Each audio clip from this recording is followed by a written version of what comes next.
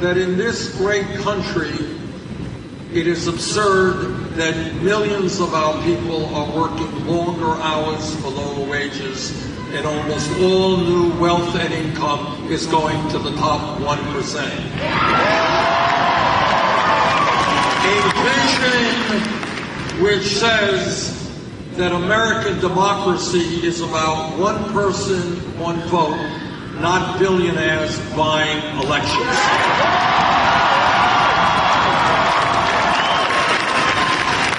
A vision which says that in this great country, we should not be having more people in jail than any other country on earth.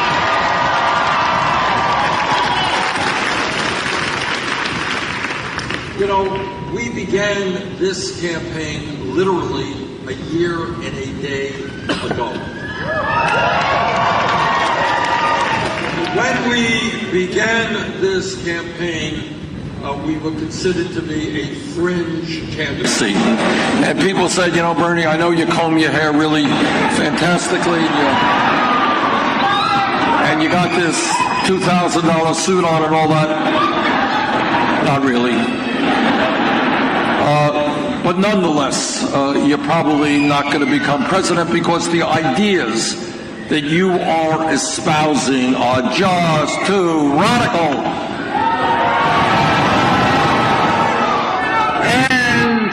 And on top of that, all we had to do was take on virtually the entire Democratic establishment. We had to take on the Clinton campaign organization, the most powerful political organization in this country. But a year has come and gone, and as of today, we have won primaries and caucuses in 17 states.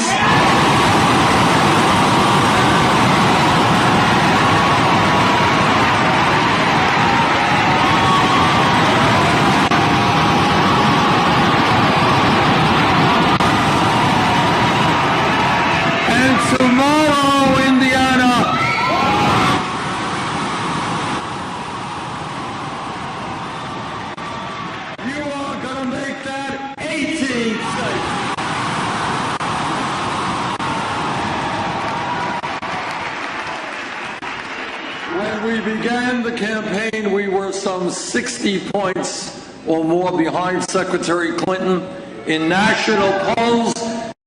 In the last few weeks, a few polls have actually had us in the lead or a little bit behind.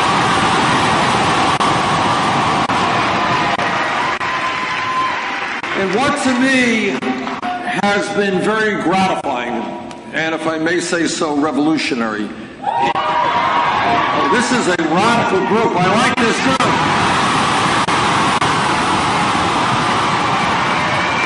This is Fort Wayne is ready for the political revolution. I can feel that.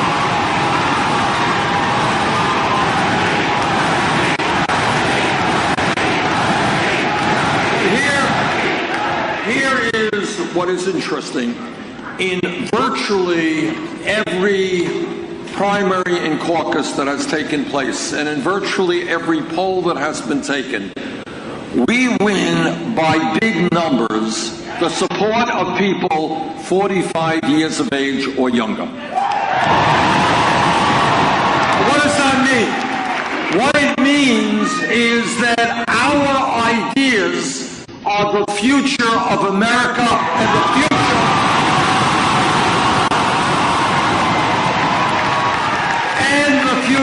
of the Democratic Party.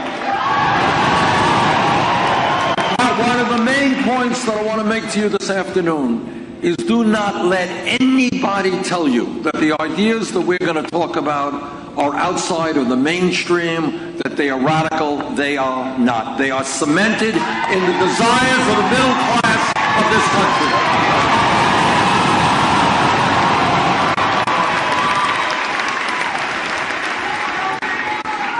Now, I want to talk a little bit, campaigns are about ideas. And sometimes, and one of the disappointments I would say that I've had in this campaign is media is not much interested in ideas, more interested in campaign gossip and so forth. But I wanted to talk about some of the differences of opinion that Secretary Clinton and I have, because they're very important. Number one, to run for President of the United States today, unfortunately, it costs just a lot of money. I mean, we're talking about hundreds of millions of dollars. And I think you can say a lot and learn a lot about a candidate based on how they raise the money that they need to run a winning campaign. When we began the campaign, we had to make a decision. And the decision was, do we do what every other campaign does, and that is start a super PAC and beg Wall Street and corporate America. I see the thumbs going down. You're right. Well, that's the decision that we reached. We said, look, we don't represent Wall Street. We don't represent the 1%. We don't represent the billionaire class. We're going to do it without their money.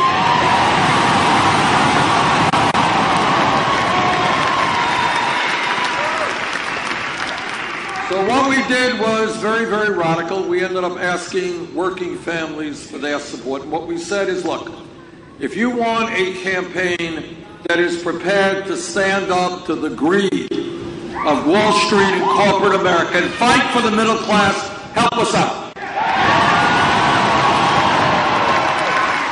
And what happened is that over the last year, this is really unbelievable. It is unprecedented.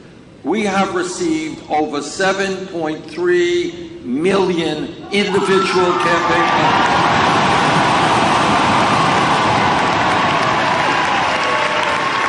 Unbelievable. Anybody here know what the average contribution is?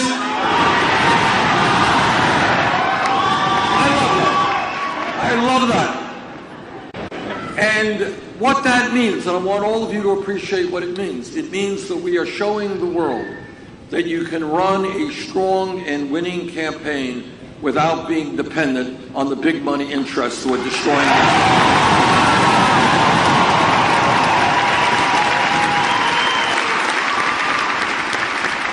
To quote Abraham Lincoln at Gettysburg, to paraphrase him, this is a campaign of the people, by the people, and for the people.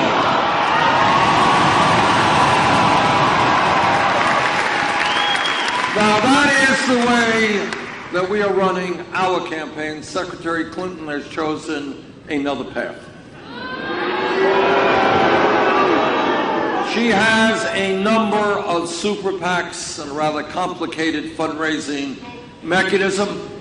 And she has raised, in the last reporting period for her major super PAC, $25 million from special interests, including $15 million from Wall Street alone. As many of you know, she has also given a number of speeches behind closed doors to Wall Street at $225,000 a clip. Not a bad day's work. And I think that if you give a speech for $225,000, it must be a brilliant speech. It must be a speech that is so valuable the rest of the world should be able to enjoy it. So I think she should release the transcripts.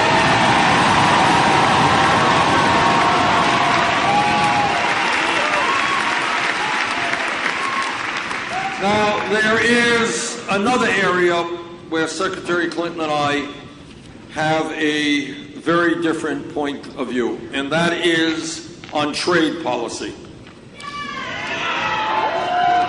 Now, I know that trade policy is not a sexy issue,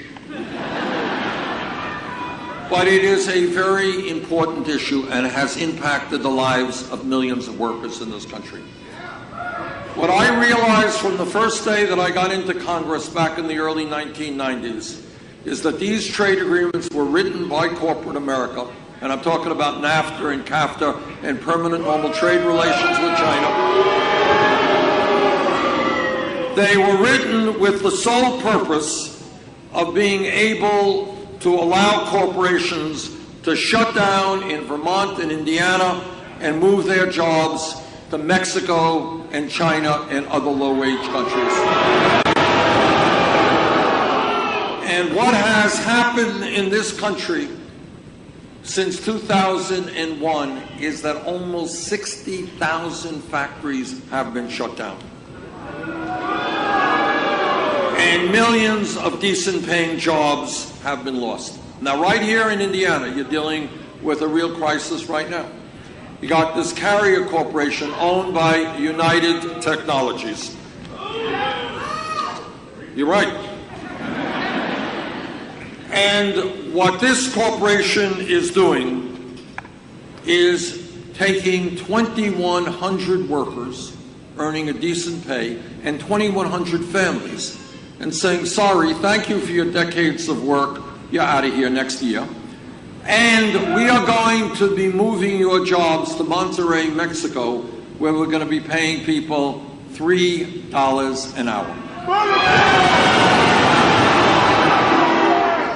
Now, this is a corporation whose greed exemplifies exactly what is happening all across this country. A couple of years ago, they let go, United Technologies, that now owns Carrier, let go of their CEO. And while they let him go, they said, hey, you didn't do a particularly good job, but we're going to give you a $171 million severance package. $171 million severance package. They're paying the person who's CEO now something like $14 million a year. They're making billions of dollars a year in profit. They get $6 billion a year from the Defense Department for contracts. And I say to United Technologies that what you're doing is wrong, it is immoral, and you better change that policy.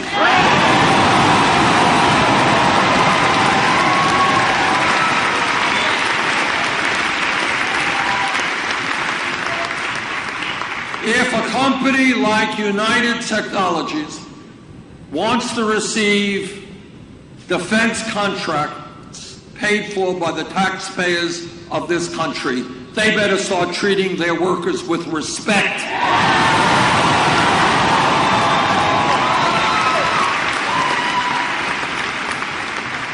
You know, a couple of weeks ago, I was invited to a conference at the Vatican. And what that conference was about is what Pope Francis has been talking about for years, and that is how we create a moral economy. How do we create an economy that works for everybody, not just the few? How do we create an economy where a CEO does not get a severance package of $171 million while thousands of workers are thrown out on the streets? How do we create an economy in which we do not have the highest rate of childhood poverty of almost any major country on earth?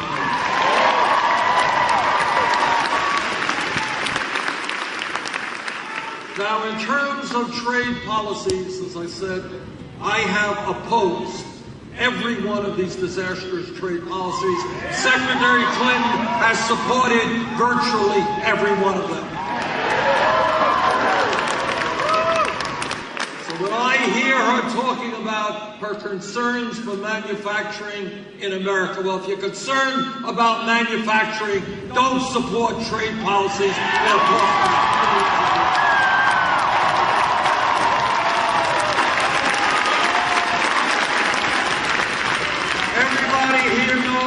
Foreign policy is a very important part of what every president does. The most important foreign policy debate in the modern history of this country was over the war in Iraq. I heard and listened carefully to what Bush and Cheney and all the rest had to say in 2002 I voted against the war in Iraq.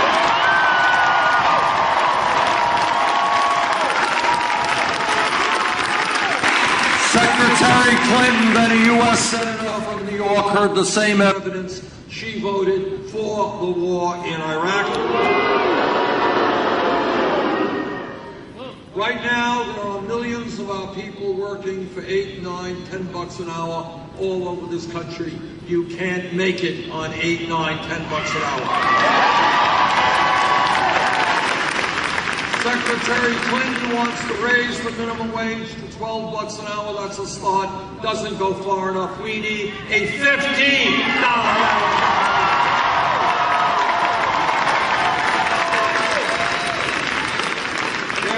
Millions of senior citizens in Indiana, in Vermont, they're trying to survive throughout our country. They're trying to survive on $11,000, $12,000 a year Social Security. You do the arithmetic. Seniors and disabled vets cannot make it on $11,000, $12,000 a year.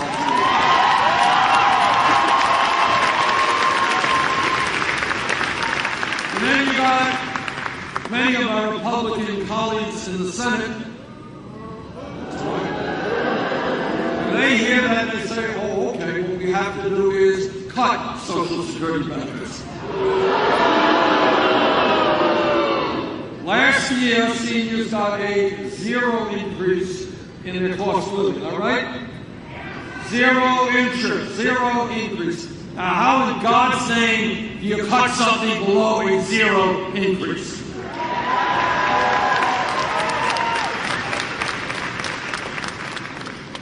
I am running for President of the United States.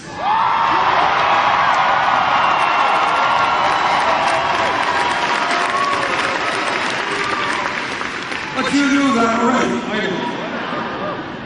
I'm running for president because we live in the wealthiest country in the history of the world, but most people in this country don't know that. And you know why they don't know that? Because they're working 2 or 3 jobs. They're busy worrying about the future of their children. They're working 50 or 60 hours a week, and they are seeing almost all new income and wealth going to the top 1%. And together, we're going to stop that. Together, we are going to...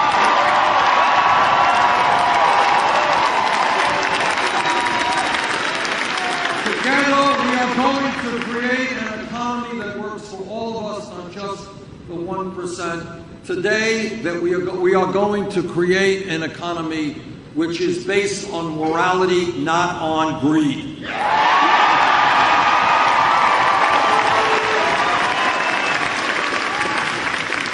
Here are the facts, and you can digest them and do with them as you want, but this is the truth. Here in the United States of America today, the top 1/10 of 1% now owns almost as much wealth as the bottom 90%. Here in America today, the wealthiest 20 people own more wealth than the bottom half of America, 150 million people. Here in America, one family, the Walton family, owns Walmart. One family is worth $149 billion. More wealth than the bottom 40% of the American people. One family. And here's what a rigged economy is about. You got a family worth $149 billion, but they are paying their workers at Walmart wages that are so low that many of these employees are forced to go on food stamps and Medicaid. And you know who's paying for those food stamps and Medicaid? You are. In fact, taxpayers are contributing about $3 billion a year for Walmart employees. You know, you hear a lot of Republicans talking about welfare fraud. They're concerned about people ripping off the welfare system. The major welfare recipient in this country is the wealthiest family in this country, the Walton family.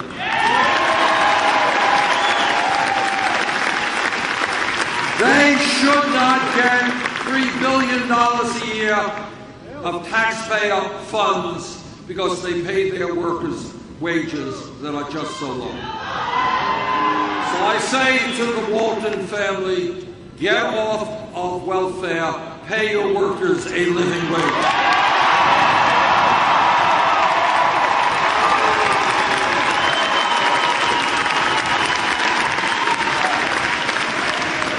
But it is not just a grotesque level of wealth inequality, it is income inequality as well. What this campaign is about is asking the American people to think outside of the box, to ask questions that you don't see asked very often in the media. Question: how does it happen that despite the huge increase in technology,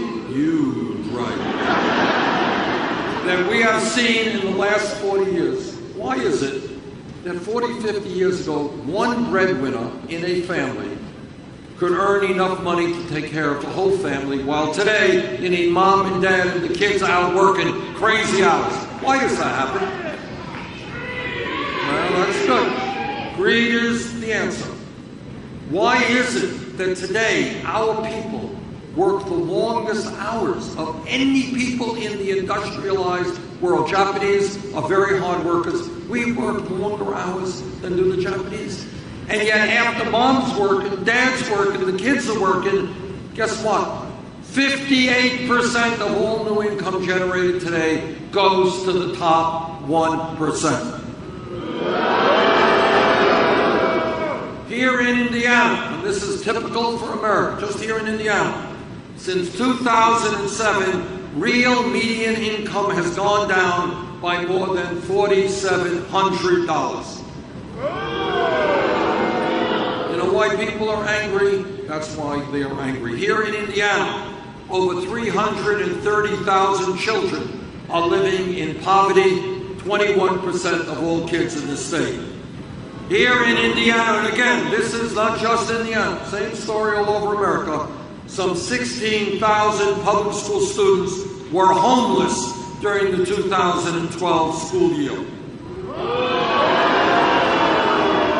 Brothers and sisters, we can do a lot better than that.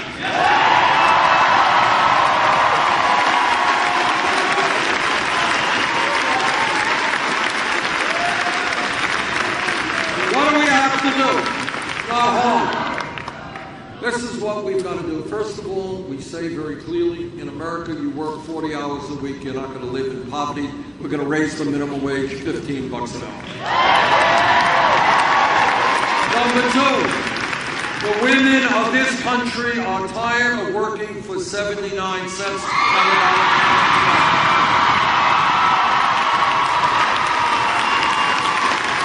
They want the whole damn dollar, and they're right.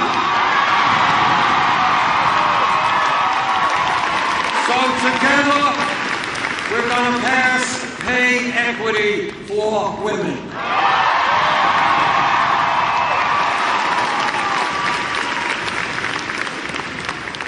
I was in Flint, Michigan a few months ago, and I saw something that I did not believe to be possible here in the United States of America. Children being poisoned by lead in the water and a collapsing water system. Now this is true not just in Flint, all over this country. We have hundreds of communities with inadequate water systems, inadequate wastewater plants. Our roads, our bridges are in disrepair. Our levees, our dams, our airports, and our rail system need an enormous amount of work.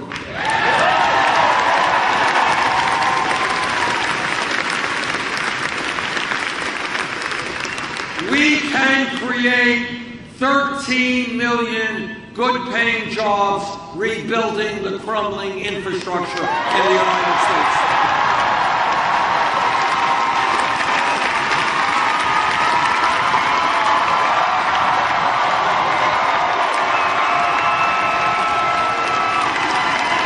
Imagine an America where our young people are building affordable housing in inner cities throughout this country. Imagine an America where your car doesn't disappear into some huge pothole. nation in America where we once again have the best rail system in the world.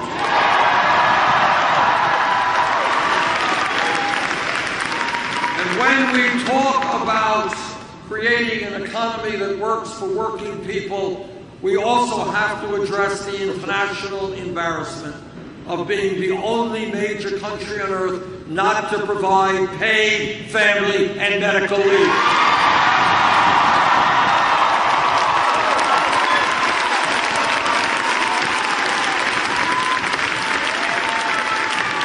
Today, we don't talk about this very much, but it's the truth.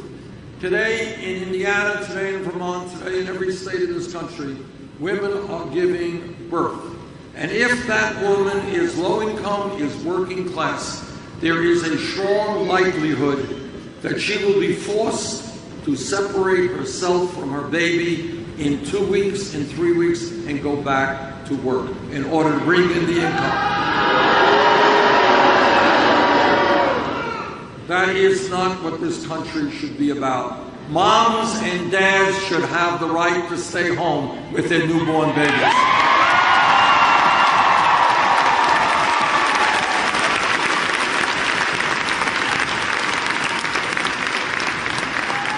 And that is why, if elected president, we will have 3 months paid family and medical leave.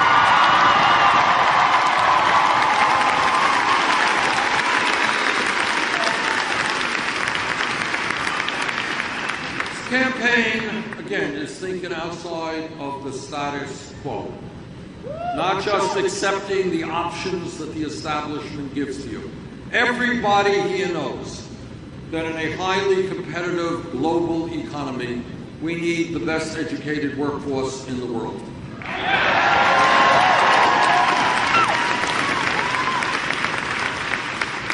Everybody knows that as a nation, we should be encouraging our people to get all of the education that they can.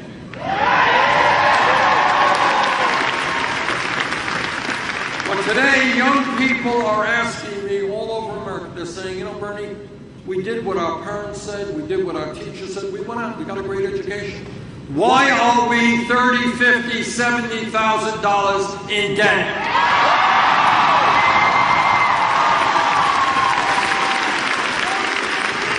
And there is no answer I can give other than to say, that's nuts. And then you got hundreds of thousands of bright young people today who can't go to college because their families lack the funds. You know, 50 years ago, Vermont and Indiana, if you had a high school degree, you were doing pretty well. You could go out, everything being equal, and get a pretty good job, make it into the middle class. The world has changed. The economy has changed. Technology has changed. People today need more education.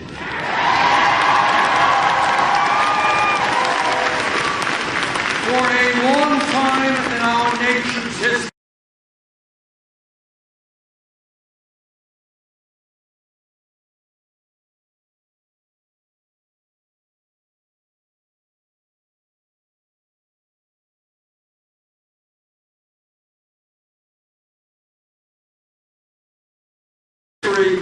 the idea of public education being first grade through 12th grade was a noble idea. It was a great idea.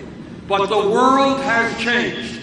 And when we talk about public education today, we have got to be talking about making public colleges and universities tuition free.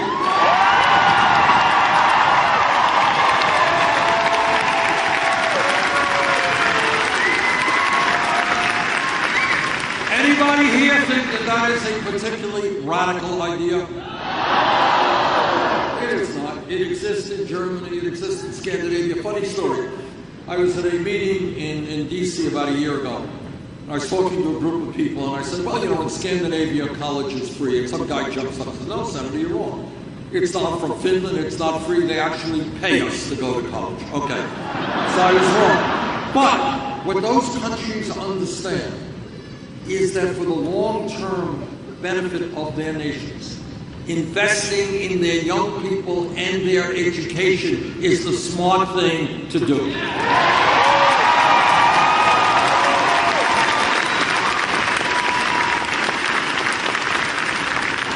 I want every kid in Indiana. I come from a family that didn't have much money. My parents didn't go to college. And I want kids in Indiana and Fort Wayne and all over this state and all over this country. The kids in the 4th grade, their parents never went to college. The idea of them going to college is about as realistic in their own minds as them going to the moon. It is not within their purview. They don't consider it. And those are the kids who drop out of school. I want every kid in Indiana, every child in America to understand that if he or she takes their schoolwork seriously, does well, that kid will be able to get a college education regardless of the income of their family.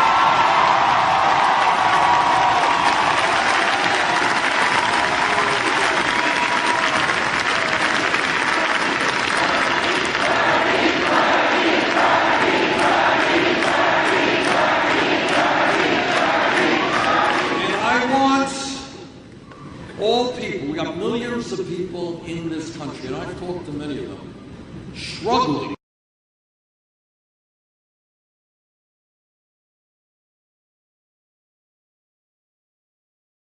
with limited income every month, paying off his student loans. Talk to a guy in Nevada who's been paying his student debt for 25 years, more in debt today than he was when he took out the loans. And that is why we are going to give people with student debt the option of refinancing their loans at the lowest interest rates they can find.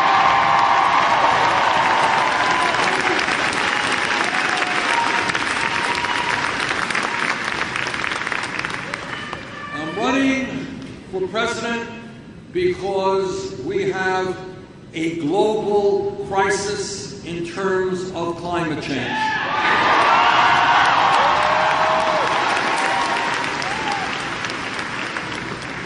I am a member of the U.S. Senate Committee on the Environment, and here is the simple truth. The truth is that climate change is real. It is caused by human activity, and it is already